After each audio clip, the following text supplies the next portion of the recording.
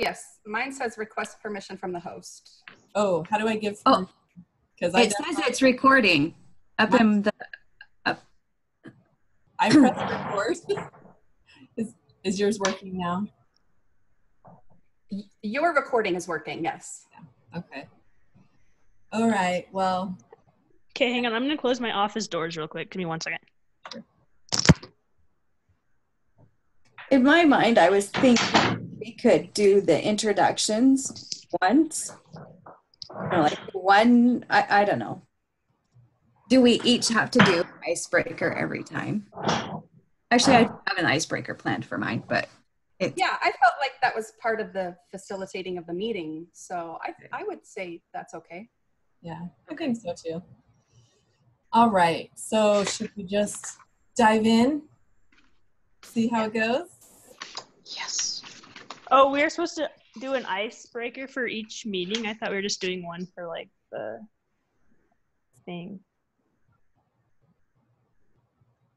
I don't think there's Yeah, I don't think there's like necessarily clear direction on that, but I mean, I was just planning on doing one with my part, but I think either way. Oh. I mean, yeah. Because I feel like it's a new meeting for each 10 minutes. So however you would facilitate that 10-minute meeting, and maybe that's what's good about, I was saying we're worried about content. Most of our stuff is spent with the facilitating of the meeting, if that makes sense. Okay, yeah. I'll start and just make up an icebreaker then you guys can.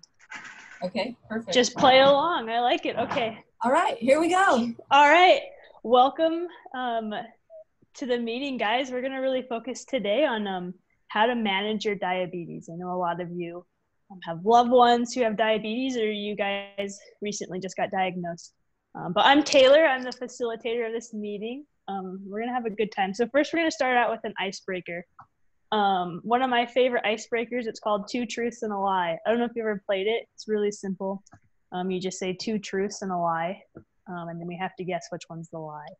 So I'll go first. I'm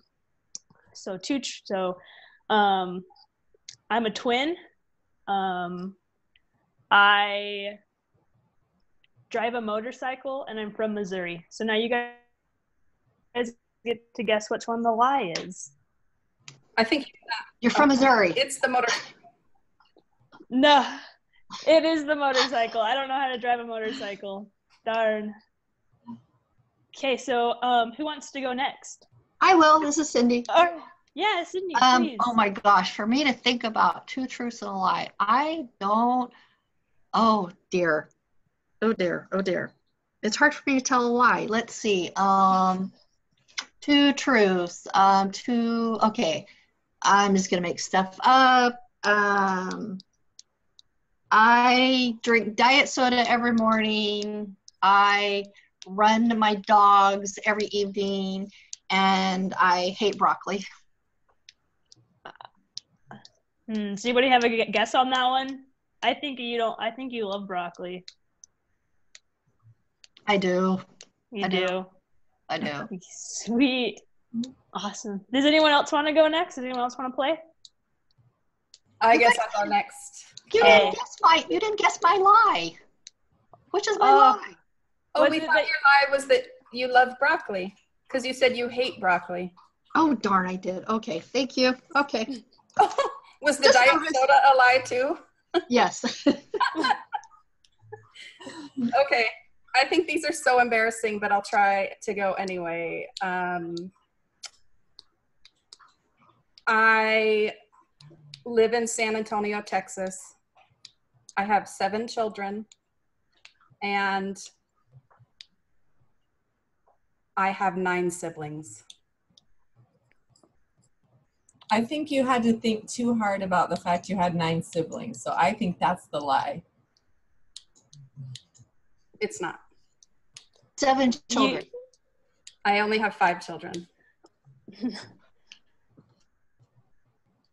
Awesome. That's my life. Good job. And Sarah, is that? Oh, that was me, yes. Oh, okay, perfect. Okay, who has not gone? Cindy? Yes, I'll go. Okay, so I have swam with the dolphins. I have 7 sisters, and I moved 17 times in 10 years. That last one was really specific. I think that's the lie. You're right. I only moved 15 times. Only 15. Awesome. Sweet. Well, now that everyone's gone, right? I'm pretty sure. Perfect. So now that we've kind of all gotten, sorry, was there a question?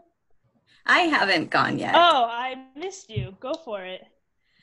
I have 5 brothers, and I have 3 sons, and I have 5 grandchildren. No grandchildren.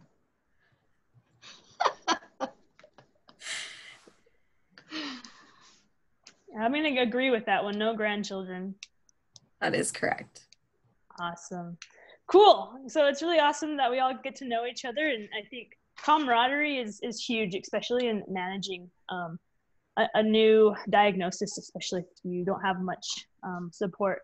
You know, now we're all friends. We all know each other. So I'm going to talk about 2 goals that I have that we can learn about managing our diabetes. So the first one is to keep your blood glucose levels as near to normal as possible. So this is going to be achieved by balancing your food intake, really paying attention to your medication, make sure you're taking that, and then your physical activity level. And then the second goal I want to talk about is to keep your blood cholesterol level at a normal range. So those are the 2 main goals that we're going to focus here today on how to manage your diabetes. So the keys that I want to talk about to managing those is the first one is to plan. Especially when it comes to your meals. Plan what you're going to eat. Plan your meals, make sure they're balanced. Definitely meal planning is huge. So foods, make sure you're consuming foods that are low in calories, low in the saturated. I'm sorry, I'm interrupting. Yeah, no, you're good. I just have a question about meal planning though, because I eat out a lot and I'm just not very good about tracking everything. I just don't know how to do that. So like if you are at home, you can meal plan, but when I'm at work and when I'm on the go, I don't know what to do for meal planning. Yeah, that's a really good question. There's a lot of apps. If you have like a smartphone that you can, if you are going to McDonald's, you can look up the nutrition facts of whatever you're going to eat at McDonald's or Burger King. But then just, okay. At every restaurant, they are required to have like a little thing that tells you what their nutrition facts are. So you could ask for that. I think a lot of the time on the menus, they have some things. On the wall, I know at some fast food restaurants, they have it. So you could just look at that. But then just kind of plan out like, okay, I think tomorrow I'm not going to bring my lunch. So I'm going to go maybe to McDonald's, and then you can kind of research things. But, you know, as you go along, you know, you'll kind of learn things that you'll be able to eat. Does that kind of answer that question? I guess so. I'm just not very good at it. You'll get good. I promise. So yeah, and then add more fiber to your diet if you can. Have a fiber 1 bar in the morning or something with fiber. Fiber is going to help slow the absorption of sugar. It's going to help improve your blood sugar levels. Eat more fruits and vegetables if you can throughout the day. Add those in. If you can, swap for whole grains and whole wheat pastas. Swap out those low or those high fat milks and cheeses for low fat milks and cheeses. And then anytime you can, have water instead of those sodas and juices. Does that kind of make sense for you guys? Does anyone have any questions there about foods? I do. Yeah. So if you're meal planning, how do you put all this together? I mean, are you supposed to eat a fruit and a protein and how do you do all that? Yeah, that's a really good question. Especially for dinners. I think the biggest meal easiest meal to plan for is dinner. So for dinners, have your plate, you want 1/4 grain. So whole grains, whole wheat pastas. And then you want half of your plate to be fruits and vegetables. And of course you can mix those around. And then have the other 1/4 to be protein, and focus on your lean proteins. Does that answer that question? Yes, it does. I'm curious what everyone eats for fruits. I seem to only like apples or pineapple, and I'm not very adventurous when it comes to fruit. Yeah, I don't know either. I felt like fruit has too much sugar, so I don't know what to eat. Yeah, fruit has sugar, but it has a different kind than the sugar that you're going to find in your baked goods. But bananas are good. They've got the potassium you need. What fruits does everyone else eat? Does anyone else have any good fruit suggestions? I like berries a lot, but I think that, like you had mentioned, I think the key with all of this is planning ahead. So I think if like we want to try to introduce new fruits into our diets, and we can look up the nutritional information and see what might work with the other things we're eating. So I feel like making a plan and planning ahead is like such a good part of this discussion. Yeah. So if you're planning, would it be good to like eat the same thing for dinner every night for a week and eat the same thing for lunch? Is it easier to do that than meal planning thing? I feel like it just depends on what works in your lifestyle. So if you're busy and it works to make a lot of stuff at once and portion it out and meal plan that way, or if planning just means deciding today what you're going to eat tomorrow, either way, it'll make it easier so that when it comes time to eat, you don't have to just run through the drive-thru or do something that would be like not as good of a choice. Oh, I like that. Plan today for tomorrow. I think that'll work for me. That's good. Perfect. That's good. Yeah. Plan exactly. This is your life. Whatever works best for your lifestyle. That's perfect. So the next thing I want to talk about that's going to help us to manage our diabetes is to exercise regularly. And I know when someone says exercise, I think we all kind of think like we have to go run 5 miles or something, but that's not the case. Just get out, walk around the block if you have to. My biggest thing that I think is huge is do what you can and then slowly add to it. Set a goal. Maybe your goal is you want to be able to walk a mile without stopping, or maybe your goal is you want to run a marathon.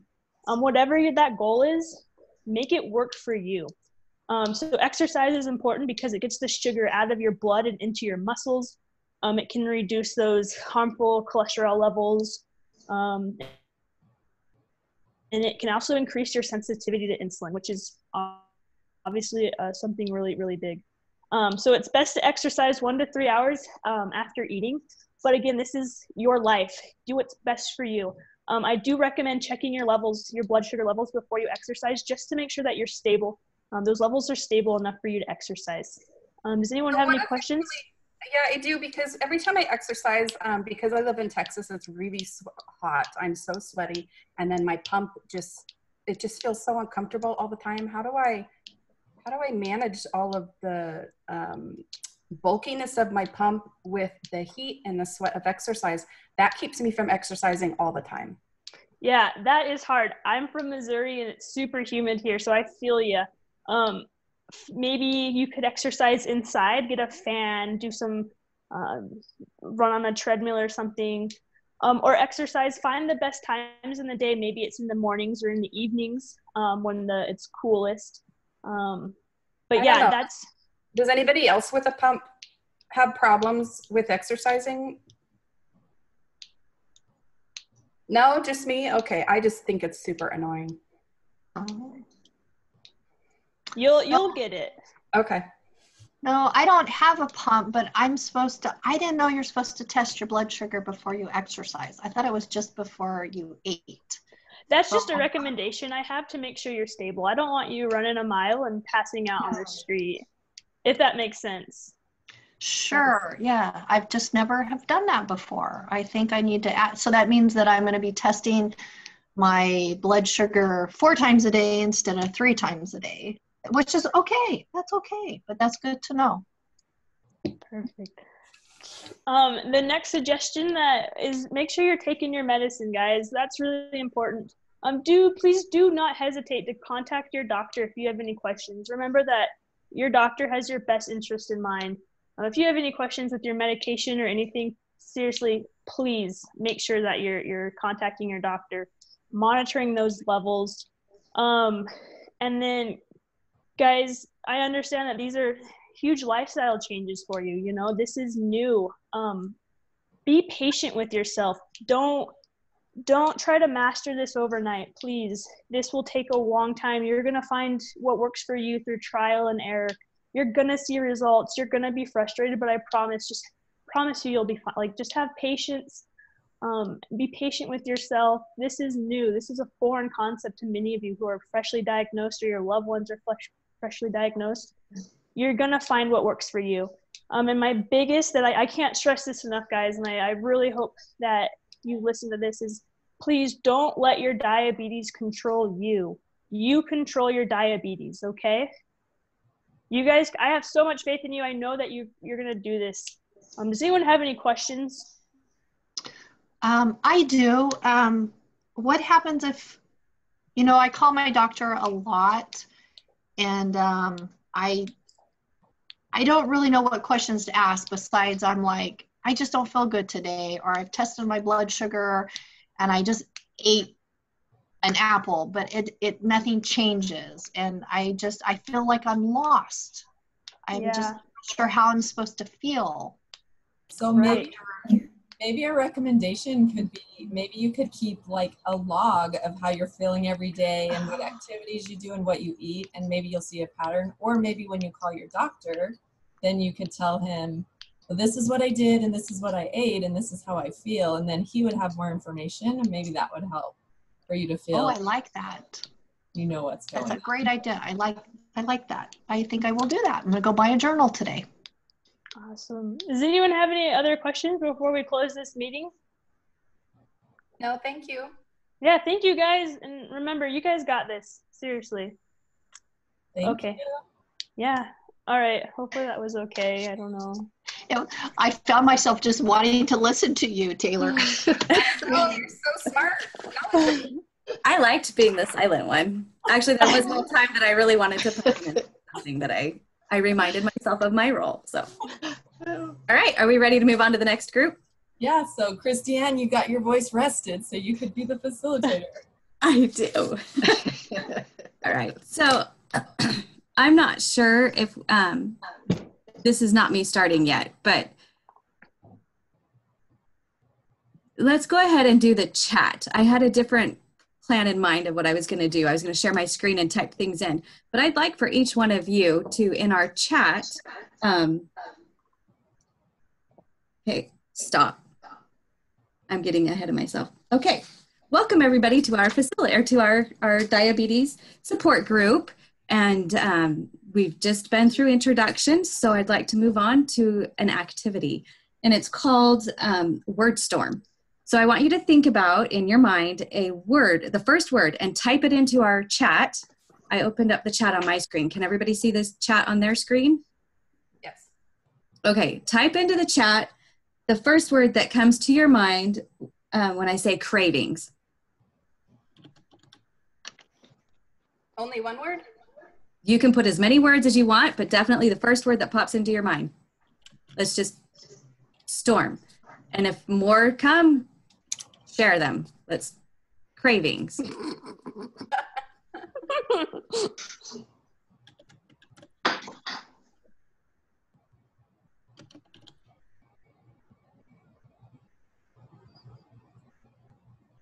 These are some great ideas. We've got chocolate and ice cream, sugar, brownies, sex, cheesecake, exercise, sleep. Exercise can be a crave. People can crave to exercise. Dr. Pepper, caffeine-based things, yep. Any other things that come to your mind as we think about cravings?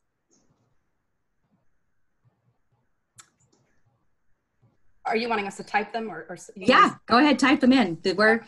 This is our WordStorm, and if we were in a room that I could write it all out for you, I would do that, but I just thought we'll just use the chat. Yes. So restrictions, people crave restrictions. Some people crave willpower. These are great, thank you. I think we did a really good job pulling everybody. We've got comments from everybody, thank you. So cravings, what does cravings have to do with diabetes? Most diabetics, not all, but most, experience extreme cravings. So I just wanted to take the rest of our time, which I forgot to note what time we started for me. So I'll just go until 9:40. Does that work with everybody's schedule? Okay. So let's take the remainder of our time to talk about, do you experience cravings? So I think it's kind of annoying because like, I feel like I crave all these things that I can't even eat. So things that maybe I used to be able to eat before and now I can't. And it's like so hard. And like, I don't know why other people don't have to deal with that, but I do. Thank you, Cindy, for sharing. How about the rest of you? Do any of you, the others of you crave any? I mean, a bunch of things. I do. I agree with Cindy. It can be hard to have cravings and feel like there's something you want that you have to restrict yourself from. But it's easier to remember, or not, it makes it easier to deal with cravings if you can remember, you know, that how important your health is and how detrimental to health succumbing to cravings can be. That makes it easier for me. Thank you, Sarah.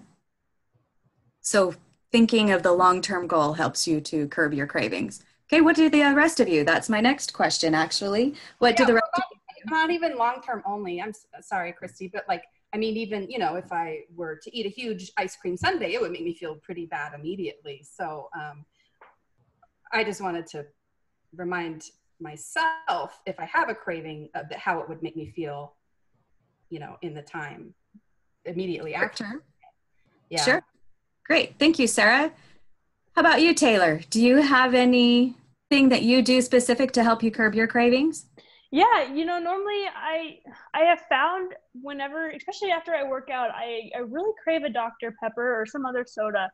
And I've had to really think, like, why is that? And I think it's traditionally I would have a Dr. Pepper after I worked out. And so now I've just decided, you know, when I have that craving, I'm going to have a water instead. And that's kind of really helped me just to kind of curb that craving. I don't crave Dr. Pepper as much anymore because, you know, I know it's bad for me, and instead I've decided to switch that over and have water.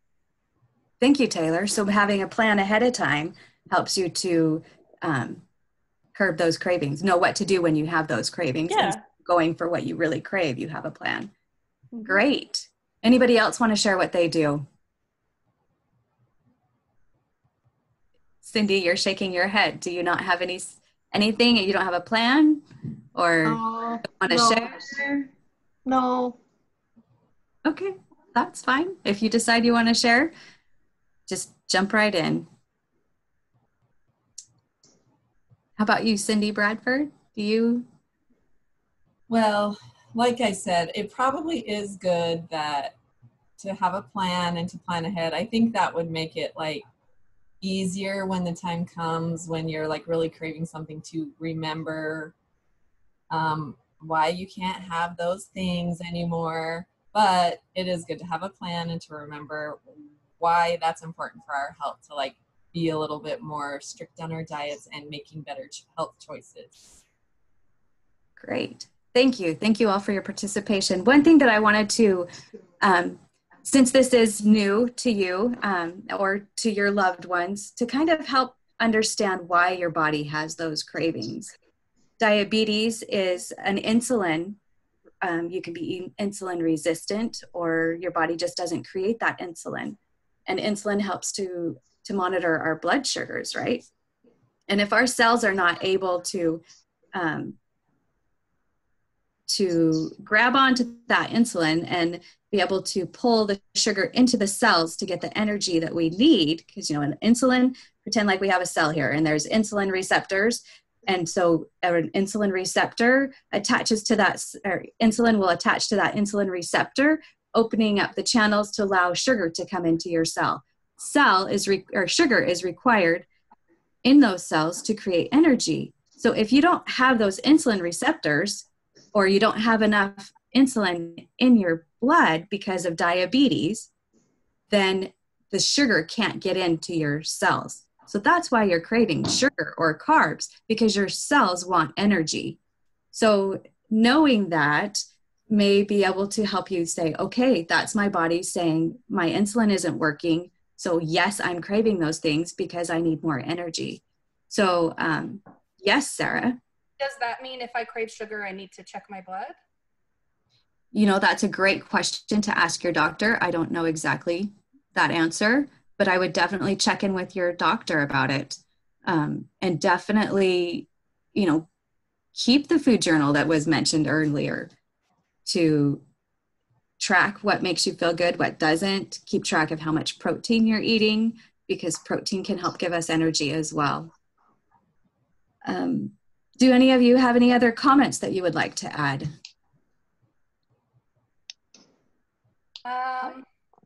When you were talking about sugar going into the cell, it also made me think, then why isn't sugar good for us? And you're saying it's because we don't have the insulin to make the sugar go in the cell? Correct. Okay. Or damaged receptors to be able to let that sugar go into the cell. That's right. Okay. Just want to make sure I gotcha. Side note, I hope that's totally correct. That's my basic understanding of how it works. Anyways, so thank you all for your participation. I know that some of you participated at least by nodding your head and listening and observing. And so we appreciate any level of participation that you can give. And moving forward, I have complete confidence that we'll be able to work through this new thing of diabetes that's been introduced to each of you, or that you're learning about to support a loved one. Next time we will discuss blah, blah, blah at this day on this time. And thanks for being here. See you next time. Thank you. Thank you.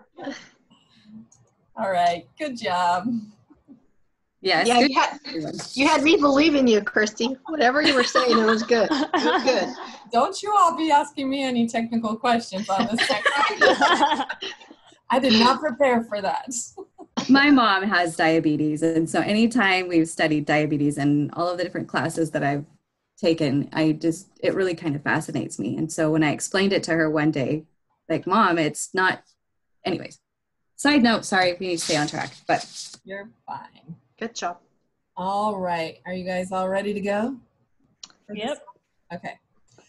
All right. Well, welcome everybody to our group session today. My name is Cindy. And hi, Cindy. Today we're going to focus a little bit on, I know we've talked previously about health and diet related to diabetes. So today we're going to take a little different approach and talk about stress related to that. But first, let's do a quick little introduction for anybody who might be new this time. So what we're going to do is we're just going to go around and everyone's just going to say their name and their favorite color and one word that describes you. So your name, a color, your favorite color, and one word that describes you. So I'll go first. I'm Cindy. My favorite color is red, and one word that describes me is nice. So let's just go in this order. Next, we'll hear from Cindy, then Sarah, then Taylor, then Christiane. So go ahead, Cindy. Okay. My name is Cindy. My favorite color is orange. And a word that describes me, a dreamer. I like that. Go ahead, Sarah. My name is Sarah. I like green, and I'm a plant lady. Nice. Next. Yeah, my name's Taylor. My favorite color is purple, and a word that describes me, I think, adventurous. I could see that. All right, Christiane. I'm Christiane, and my favorite color is green. And, well, the phrase, does it have to be one word, or can it be a phrase? A phrase. Because no nonsense would be a descriptive word for me. Nice. All right. Well, thank you guys for participating and for being here today. So like I said, we're going to talk about stress today, but just really quickly, like as a reminder, we don't have a ton of time today. So as we're discussing, just be mindful of like keeping your comments kind of brief so we can get everyone's participation, just because I feel like we really have a lot to learn from everybody's experiences.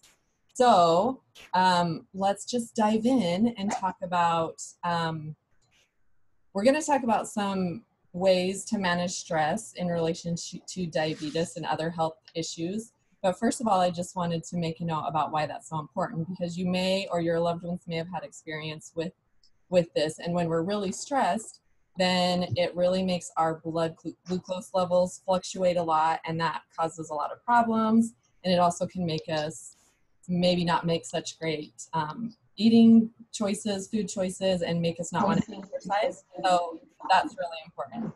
So do you guys have any good ideas about ways that you manage your stress levels? Yeah, when I get stressed, all I want to do is sleep. I think if I just take a nap, it'll go away when I wake up. Okay, so that's good. There's probably a lot of other people that like to take a nap when they get stressed. That's a good idea. Anybody else?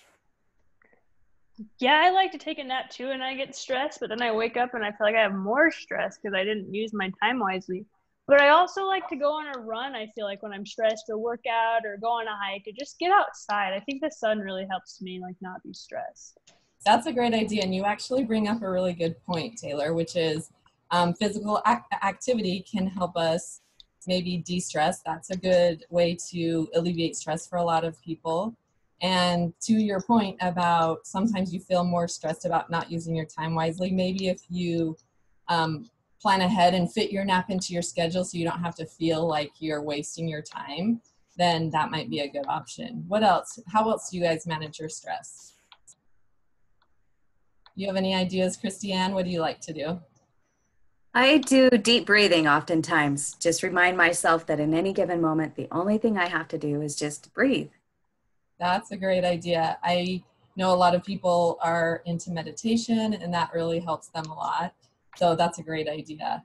What about you, Sarah? Do you have any techniques you like to use? Yoga. Yoga. So that's good. Another kind of relaxation technique. Those are all really great ideas. So what do you guys think? I was wondering about what effect our attitude plays on our stress levels. So what do you think? Do you think it's important, our mindset in our stress level? Like, do you think having a positive attitude is important when we're trying to manage our stress? What do you guys think about the importance of our mindset in relation to that? I think your mindset is really important, but you know, this is all new to me, and being diabetic, I don't feel good half the time. So I don't know how I'm supposed to have a good attitude. I don't know how to change that. I think that's a really good point, because it's hard to feel crummy but to be happy. But I think that you don't necessarily have to feel good all the time. I think that sometimes it's just making a conscious effort and thinking, what in this health issue can I control, and what do I have no control over? And just not worry about the things you can't control, and try to just say, you know what, even when I feel bad, I'm going to try to look for something positive in this. I don't know. What do the rest of you think? Do you think having a good attitude about things makes a difference, or not necessarily? Yes, I think it totally does. Like you said, like, think about what we can control and what we can't control, and find, like, I try to find 5 things to be grateful for in every situation, and that just really helped me look on the positive. I like that. In fact, maybe we all should think about 5 things about our day that were positive, because that's a really good idea. Thank you guys. Oh, another comment? Sorry. I was going to say, so is everyone saying fake it till you make it? Is that? I don't think faking it necessarily. I think feel what you feel, but I think just try to not dwell on that, because I know when you focus on the negative, then it's so easy to fall into that depression. And I think as we're all trying to manage our sugar levels and like all these like hormonal things, like it's already so easy to fall into the difficulties of that sometimes if you just try to say, what are maybe 5 good things that are going on right now, just to try to just change your attitude a little bit. For sure, don't just ignore the bad things, because I think you have to like definitely acknowledge those and deal with those. So Great comments, guys. What somebody mentioned earlier, oh, go ahead, Christiane. I think it's helpful for me when I can identify that diabetes is a stressor. So there's a difference between having a stressor and being stressed. Diabetes is definitely a stressor, but that doesn't mean I have to be stressed about the diabetes. And so that mindset can kind of come into play as well. Sure, that's perfect. Thank you. So it was mentioned earlier how physical activity can maybe be a stress reliever. So what kind of things that do you guys like to do to be active without overdoing it, which can kind of be a problem sometimes? I like to go on walks, especially in, like, through beautiful sceneries, like a really beautiful hike. Occasionally I like to run, but it's kind of harder than walking. But yeah, just being outside, gardening. I don't know. I just like being outside and being active. That's great. Anybody else? Well, if you're going outside, I like the idea of running, but then I'm worried about my knees hurting or having enough sunscreen on. I'm like thinking maybe I just need to do something outside. That's the thing, though. I think you bring up a good point. We definitely have to kind of see what works in our own lifestyles and do what works for us. So if you don't necessarily enjoy being outside or you are worried about that, then choose something inside. I think it's about finding something that you enjoy, and especially with a health condition, you have to make sure you're not overdoing it and you're doing something your body can handle. Do you have any thoughts about physical activities, Sarah? No, I only do yoga, but I like it. Well, then that brings me to my next point. I think that really calming down, meditating, deep breathing, all those things that have been mentioned before are really great ideas to relieve stress. So if yoga is the best thing that you find to work for you, great. You found something, do that. If deep breathing works for Christiane, great, do that. So I think it's just really a matter of finding what works for you. Really quickly, one last thing.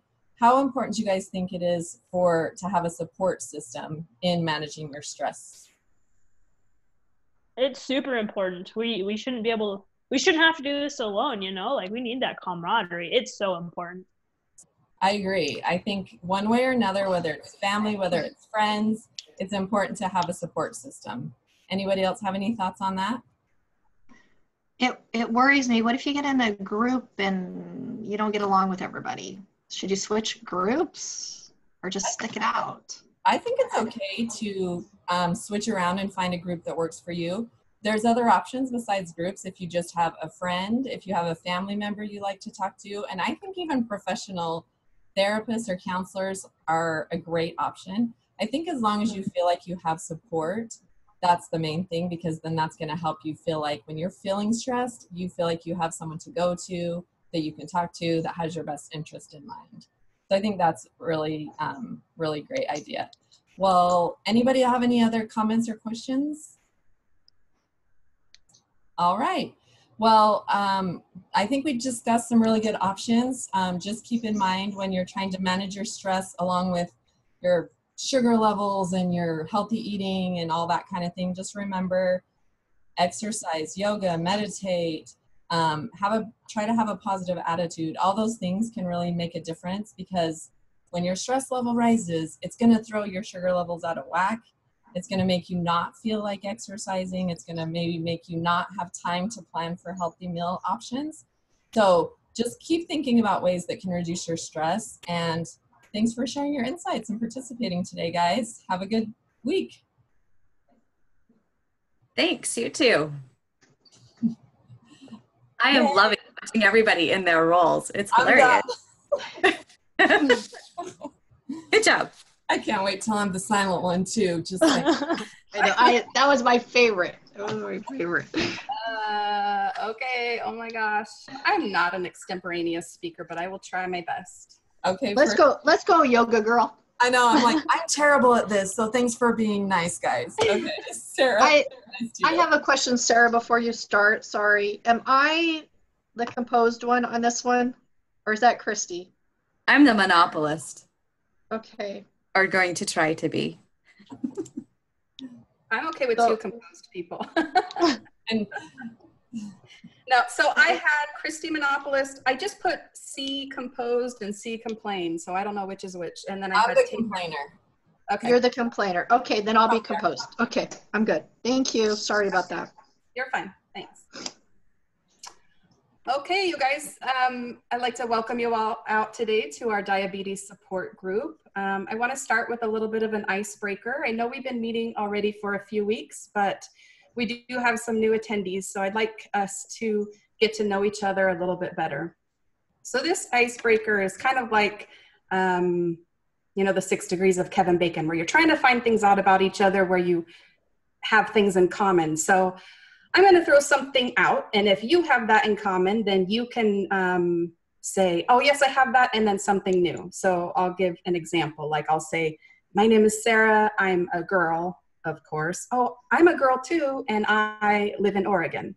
And then whoever else has lived in Oregon can continue. Hopefully we can get a chain that goes through the whole group. So I'll start, and of course it just goes with the flow of however the conversation carries.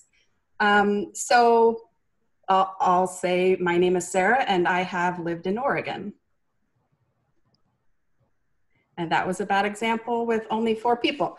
My name is Sarah and I go to church every Sunday. My name is Christiane and I go to church every Sunday too. And so do I say something? Yes, now you say something new that's not too out there or wide that somebody else in the group wouldn't have. It's something you want to try to connect with somebody else in the group. And I have a favorite color. I have a favorite color too. Wow. I'm Cindy and I have blonde hair. I know somebody in this group has blonde hair. Oh. Yeah, I guess it's kind of blonde. My name's Taylor and I have blonde hair and I like to grocery shop. Oh, my name is Cindy. I go to church on Sunday. I have gray hair. I don't have blonde hair. It does have some blue in it. And I love to grocery shop because I love food and I love In-N-Out grilled cheese. Yes. Grilled cheese, okay. All right, well, thanks. At least we know a little bit more about each other. I think it's interesting that there are some of you who like to grocery shop. That would not be a link for me, but that's okay. So I just want to remind you guys a few things about our group. This is the Diabetes Support Group. I'm your facilitator. Again, my name is Sarah, and I'm here to support you and to help you and to remind you how the group works. First of all, we meet here every Wednesday at 11.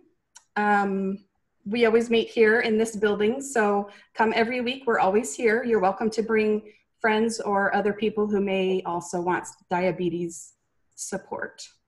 Can I bring my cousin with me? Because she lives with me and she kind of helps prepare my meals sometimes.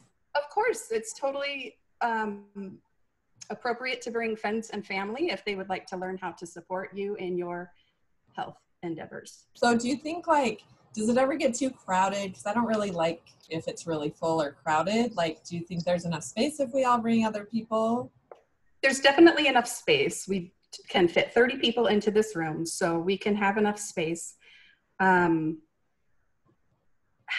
I do want to remind you that in a focus group or a support group, the utmost thing that is important is confidentiality and respect. We are here to support each other, to help each other, to learn about each other's journey and progress, and how you guys are managing your own diabetes. So you do want to welcome people into this space who will be respectful to others, who will be encouraging, and who will keep the confidentiality that this group provides. I know all of you have known that rule. We discussed it before. Anything discussed in the group needs to stay in this group and not be discussed in other places. It keeps us trusting each other and respecting each other. Thank you for sharing that, Sarah. Okay. So I'd like to open up the floor and have you guys share some challenges that you experienced this week. Did anybody have any challenges? All I wanted to do was eat a gallon of ice cream this week. Okay. day. So Christy had a problem with cravings. Does anybody else have a different challenge? So I think I'm struggling a little bit to figure out like what are the best meal options for me without having to just eat the same thing over and over and over, and just like trying to get more variety in my meals. Okay. So Cindy's looking for meal variety. Does anybody have a suggestion or how you can add variety to your meals? Awesome website that you can go to called diabetes.com. I don't know, but just making it up. That you can go to, and it will help you plan out your meals. Cindy, I think you should go there. Okay, thank you. Christy, where did you learn about that website? Did you hear about it from your doctor? I did. Great. Does it help you track your macros and keep count of carbs and things like that? It does. It's totally amazing. And it will even keep remind me if I need to eat soon, or it will do all kinds of amazing things. Okay. All right, so we've talked about challenges. Something I wanted to touch on a little bit that I think maybe people with diabetes who have recently been diagnosed maybe not quite understand yet is emergency preparedness. And so I wanted you guys to explain, maybe those of you who have been in the group for a little bit, how do you deal with an emergency problem? Are you carrying a juice pack? Do you have some glucose tablets? What kind of things work for you? What have you learned is the best way to deal with this? This is Cindy. I carry a little ice chest in my car, and I always have water because hydration is very important. Even when your blood sugar is low, you need to, I find that if you stay hydrated, that helps. And I carry these little hard candies in my pocket. So that's what I do for myself, and it works very well. Great. I carry nut packs. Sometimes I need a protein instead of just sugar. And yep, I have like a little mini convenience store in my bag that I carry around with me all the time.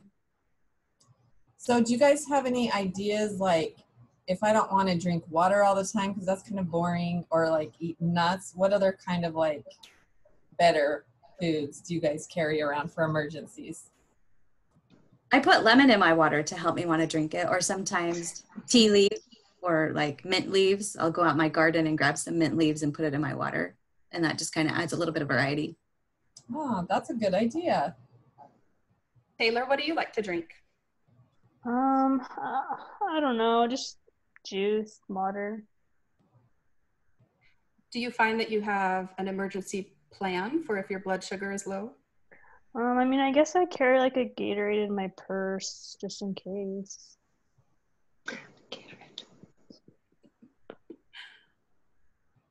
Gatorade is good. Good, Taylor. That's a good thing to carry. Okay.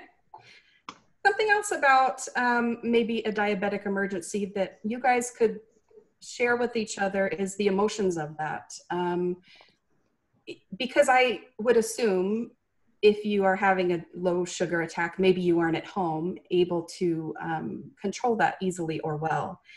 Do you guys have anything to share with each other about how to deal with the emotions of that happening in a public place? I know that I have to leave sometimes, like if my blood sugars just go crazy and I'm all shaky and I don't feel good, and it just affects my bowels and having to go to the bathroom. And so instead of trying to work through that, I just leave. Okay. Is that difficult sometimes?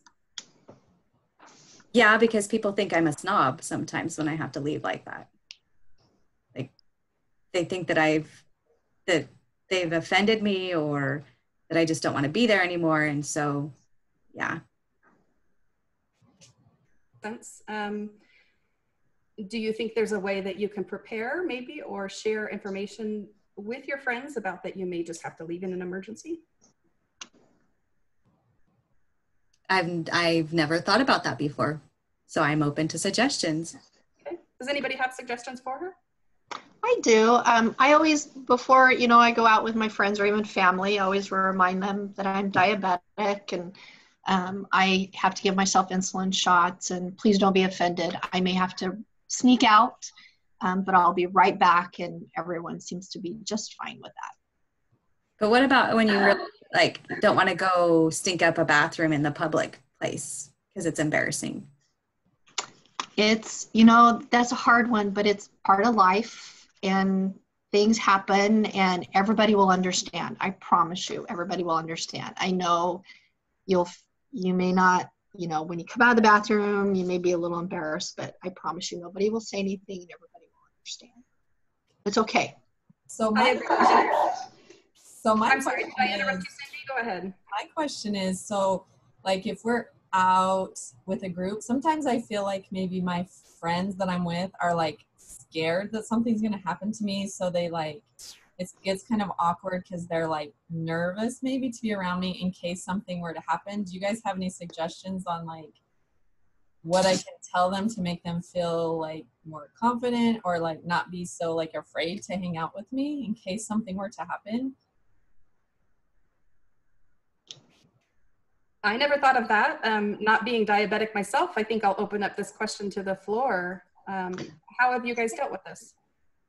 I have, I don't know if you remember, Cindy, but Sarah did tell us that we have an open forum or an open group. And I think it would be great for you to bring a friend every once in a while, a friend that you hang out with all the time so that and help educate them on the process that you're going through. Okay, that's a good idea.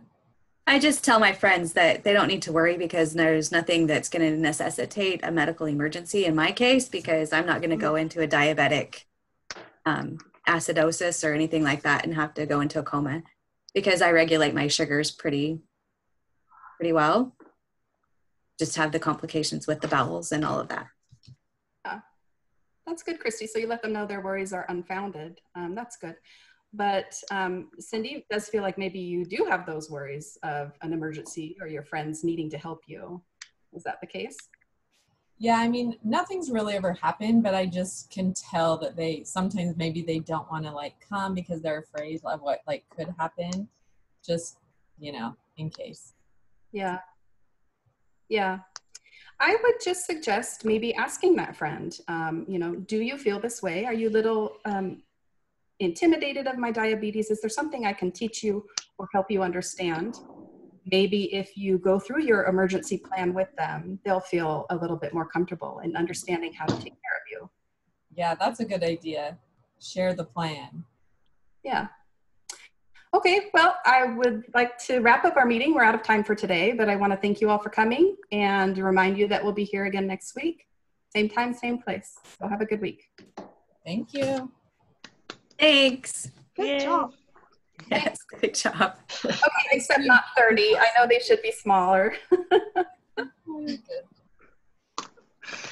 Okay, now that we've talked about every piece of being diabetic, okay, let's see if I can rearrange. Is anybody in this group diabetic out of curiosity?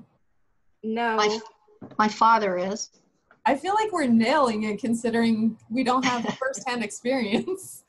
Like I said, my mom has diabetes and she's dealt with it for years. Her mom had it.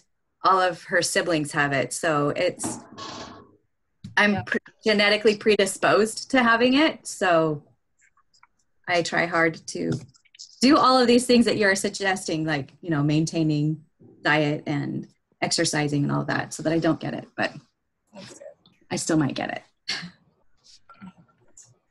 All right, Cindy. I'm going to be silent for you. Okay, so Cindy B is silent. Okay, I think I circled that. Or is it Taylor that's silent? No, you're silent. I think I'm the monopolized one. You're right. So you were silent on the last one. Yeah, I was silent on the last one.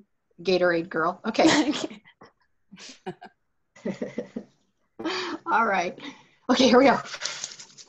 Hi, everyone. Thank you for attending the Living with Diabetes group. We are fairly new. We have some newcomers tonight, but for the most part, this is like our third meeting. I would like to introduce myself. My name is Cindy Brown, and I will be the facilitator for this program.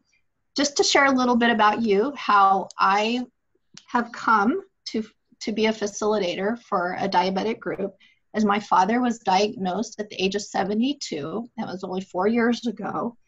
And he struggled a little bit. So my sister and myself have had to go with him to his doctor's appointment. We've had to help him test his blood glucose and help him majorly change his diet.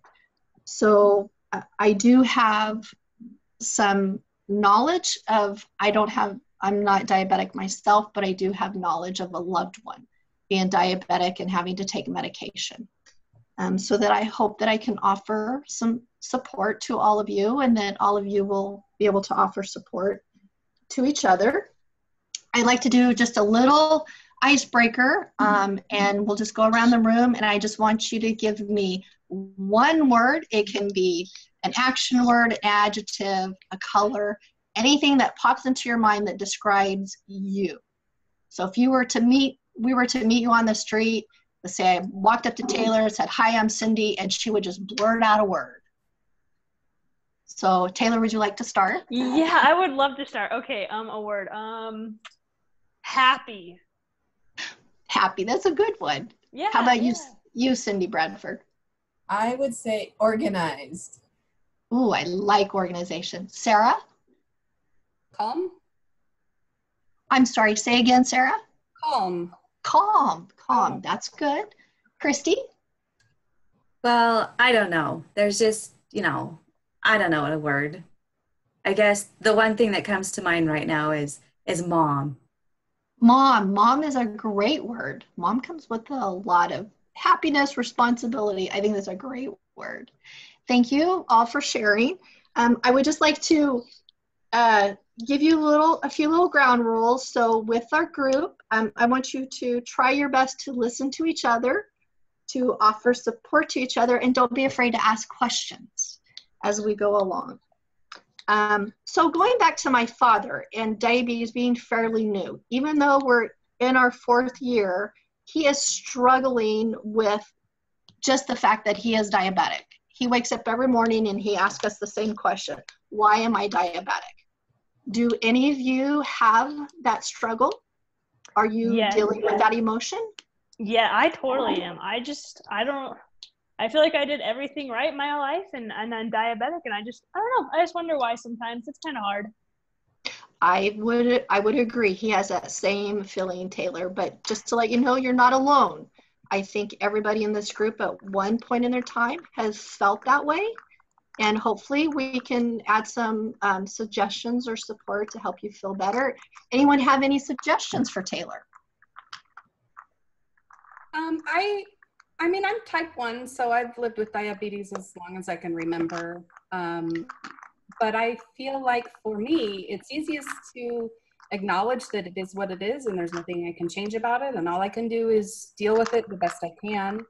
And sometimes it helps me also to, I mean, I don't want to say compare, because I know it's not good to compare yourself to others, but I do have gratitude that my illness is not worse than it is, because I know that things like cancer or I don't know, an illness that's worse than diabetes is out there. And so I'm grateful that it's something I can manage.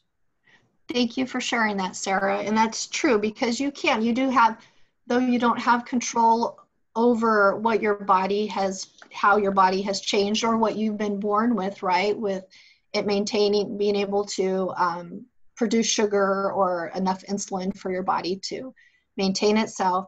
However, there are things that you can do to control it. So there are a few things that are in your control. Anyone else, do you have anything that you can offer with a struggle, or how Taylor, or a comment about what Sarah has offered? Christy, do you have anything?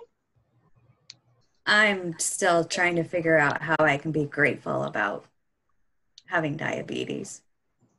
It is same thing with my father. Again, it's been 4 years, and every day we have a conversation, and my sister and I remind him, you're breathing, you're alive. We are thankful that you are here, but it is difficult, and you're here. So hopefully everyone in the group will be able to offer some support for you. And it's okay to feel that way. It's absolutely okay. Be open and honest, and we will be able to help you. We'll support you. How about you, Cindy Bradford? I was just thinking while I was listening how I think I've kind of moved past the why me phase and just can, like Sarah, sort of appreciate that this is something I'm learning about and can manage, and it's not something worse. I would agree, and we have to remind my dad of the same thing, and I thank you for sharing that. How about your food? We've had to majorly change my father's diet, and he will grab the pasta, the rice, because those are his staples, and he will eat that every meal because that's what makes him feel full. That's what makes him feel good. And he doesn't measure anything out, and we have to say, whoa, stop, Dad, stop. Anyone else struggling with portions of food or have a question about food that you're eating? I really like to eat, and so that's been hard too, like just trying to figure out measurements and stuff. And yeah, I've had to like switch my diet up a little bit, but it hasn't been like horrible. I don't know. I'm still learning. So if anyone has any cool tricks, like that'd be awesome. Anyone have any tricks that they've learned that they'd like to share with Taylor? Yeah, I know, like I said, I'm type 1, and so I come to this support group because I want to share with people who are newly diagnosed how to manage diabetes, because it's something that I've always learned, and it was hard to do as a kid, and maybe just because it's habit for me now. Macro trackers are really good. You know, if you keep track on any fitness app, of your calories and your carbohydrates and your proteins and your fats, then you can know, if your meals are good or not. So use an app. That takes so much time. How do you find the time to track all of that? Well, Christiane, the answer is that at first it will take time. It will take a lot of time. But here's the thing. After a couple of weeks, you will start repeating meals because we're creatures of habit, right? Like, you're going to eat the same meals repeatedly in a month.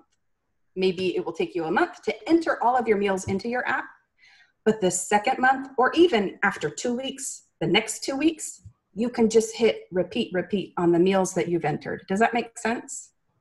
Yeah, so it sounds like a lot of work. It's an investment. And once you put the time into that investment, then you'll be a lot better off managing what you're doing. Sarah, thank you for sharing. Those are wonderful ideas.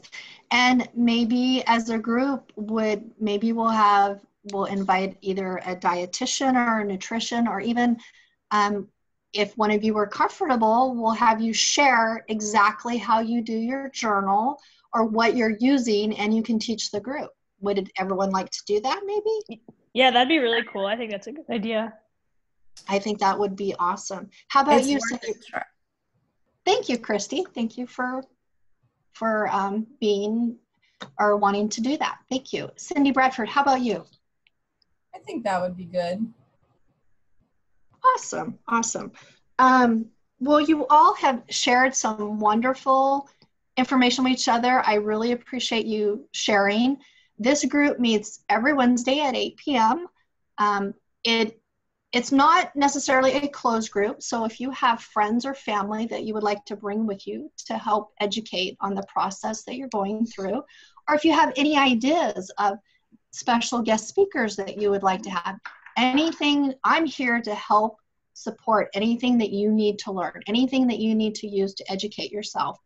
You are a support group. I would very much like for you to exchange phone numbers and be able to call each other if you need help, if you're comfortable with that. Maybe next meeting we'll do that. We'll pass around a little email sheet and phone numbers, and you guys can exchange if you're all comfortable. And I don't give out my phone number. How about your email? Yeah, I could probably go for that. Okay, that would be awesome. Maybe we'll just start it like that. We'll just start with emails at first. And then maybe as you find a friend here in the group, Christy, then maybe you'll share your phone number, but you don't have to. We're all here together to support and help each other. thank you for coming. And does anyone have any other comments or suggestions before we close? No, thank you so much. You guys are great. Okay, we'll see you next week. Thank you. I have no idea if that was 10 minutes. I was trying to look at the clock. I'm in love with everybody's characters, can I just say? By the end, I feel like I could pick out what everybody's characters were. This was fun. Okay. Great job, everyone. We have to do a little debrief Okay. for a couple minutes, and we have the 2 questions that we need to discuss. So we can just, I guess, go around or do it however. But the first question is, what did you find challenging as the facilitator? I forgot to introduce myself.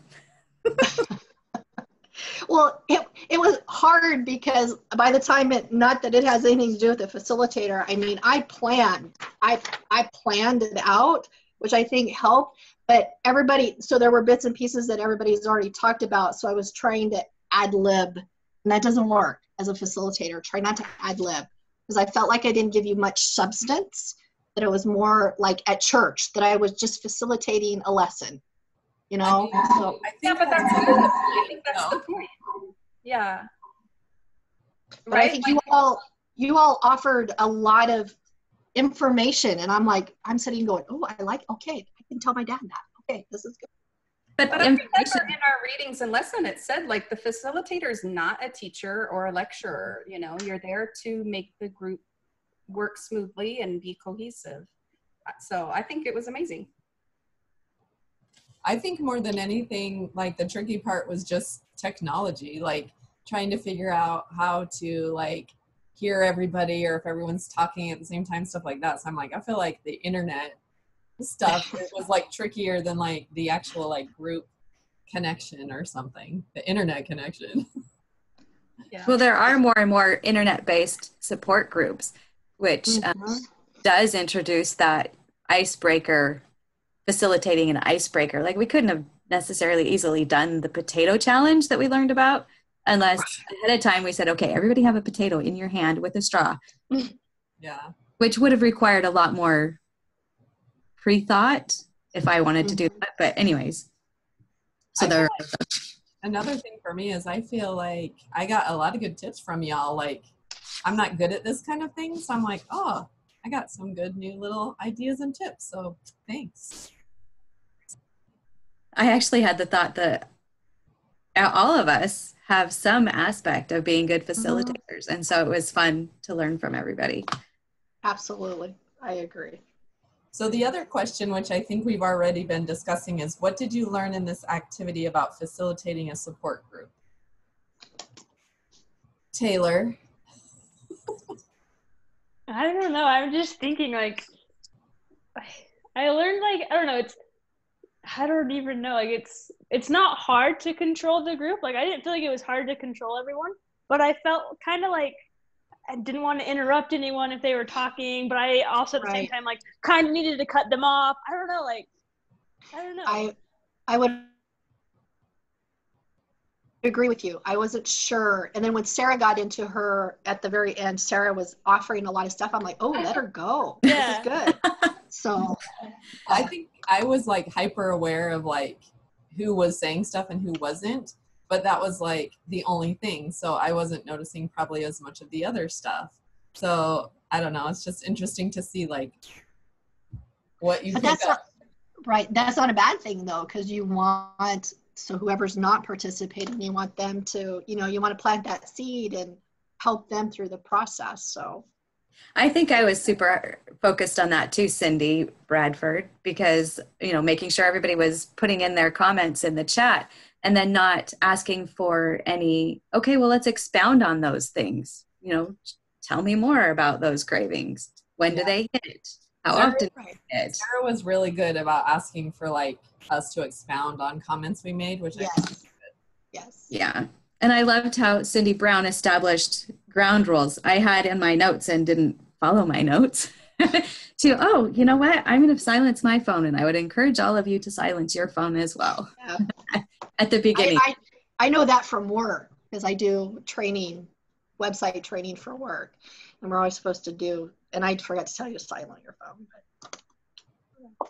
But you established other ground rules that set the example. So thank you. I've never done anything like this for any class. So I'm like, for me, it made me feel like I like feeling connected. Like there's real people out there and we're all in the same boat. So I'm sure that's like the purpose of support groups. So I liked that. And I guess that's the point. Right. Yeah. You will have many more group projects depending on where you're at in your degree. Yes. Well, I think it's still recording. I think it all worked all right. So that's good. Thank you for doing. Anybody else have any thoughts or comments they wanted to share before I click stop on the recording? No, just thank you for making it easy. You guys were helpful. Yes, thank you very much. I appreciate all of you. Thank you. Okay, so I'm gonna push stop and I'm gonna see what happens, and then if this thing like is done, I'm gonna like submit it and I'll email you guys after I email it to the instructor. It will take some time to convert the file to a YouTube file, and I think it's that YouTube link that you're supposed to share with in that. Yes. Okay, well, watch your email in case I need some technical support. Sure. Text me. I don't check my email. But I know the person that didn't give out their phone number. I know we're supposed to say like when everyone's part began and stuff. So I'll look through it and try to do that. But I'll basically email and like let you know what the status is as we go. But hopefully we'll be done today and that'll be awesome. So thanks everybody. Yes. Woohoo! We're done. High five.